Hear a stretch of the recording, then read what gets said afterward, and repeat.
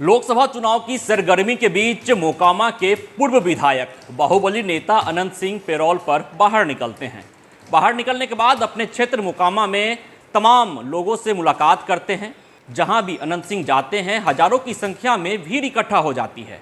100 गाड़ी के काफिले के साथ अनंत सिंह मोकामा के अलग अलग क्षेत्र में जाते हैं, तमाम लोगों से मुलाकात करते हैं। लेकिन अनंत सिंह अपने तमाम बयानों के जरिए यह भी कहते रहे हैं कि यह कोई चुनावी रोड शो, चुनावी जनसभा या चुनावी मुलाकात नहीं है। मैं चुनावी प्रचार करने बाहर नहीं आया हूं, मैं अपनी पारिवारिक समस्या को सुलझाने पेरोल पर बाहर आया हूं। लेकिन जिस तरह से मुंगेर लोकसभा सीट के अंतर्गत मोकामा क्षेत्र आता है और मुंगेर लोकसभा सीट पर चुनाव होने से पहले अनंत सिंह तमाम लोगों से मुलाकात करते हैं और मुलाकात के वक्त अनंत सिंह के इर्द गिर्द हजारों की संख्या में भीड़ इकट्ठा होती है और चुनाव संपन्न होने के बाद अनंत सिंह की एक नई तस्वीर सामने आई है। अनंत सिंह बिहार सरकार में जदयू कोटे से आने वाले मंत्री अशोक चौधरी से मुलाकात करते हैं। इस मुलाकात के कई मायने निकाले जा रहे हैं, क्योंकि अनंत सिंह की पत्नी नीलम देवी पहले आरजेडी में थी। उस वक्त अनंत सिंह को सजा हुई थी, लेकिन अब नीलम देवी जदयू की नेता हैं और अनंत सिंह लोकसभा चुनाव के बीच पेरोल पर बाहर निकलते हैं। अप्रत्यक्ष रूप से चुनावी प्रचार भी करते हैं, तमाम लोगों से मुलाकात करते हैं। हालांकि अब मतदान समाप्त हो चुका है मुंगेर लोकसभा सीट पर और अनंत सिंह अब खुलकर दूसरे नेताओं से मुलाकात कर रहे हैं।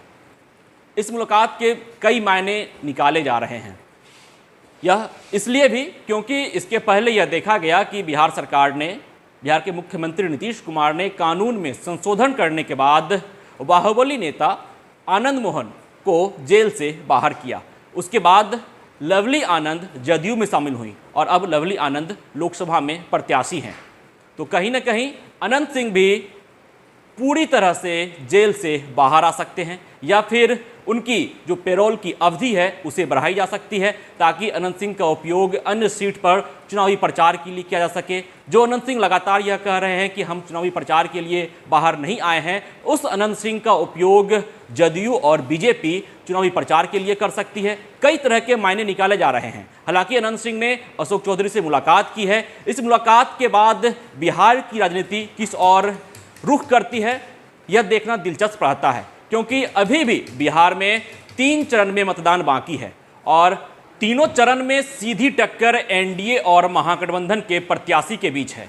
ऐसे में अनंत सिंह जो अपने समाज में दबदबा रखते हैं, उनका उपयोग एनडीए के तमाम नेता या यूं कहा जाए कि बीजेपी और जदयू कर सकती है। अनंत सिंह का उपयोग चुनावी प्रचार के लिए किया जा सकता है।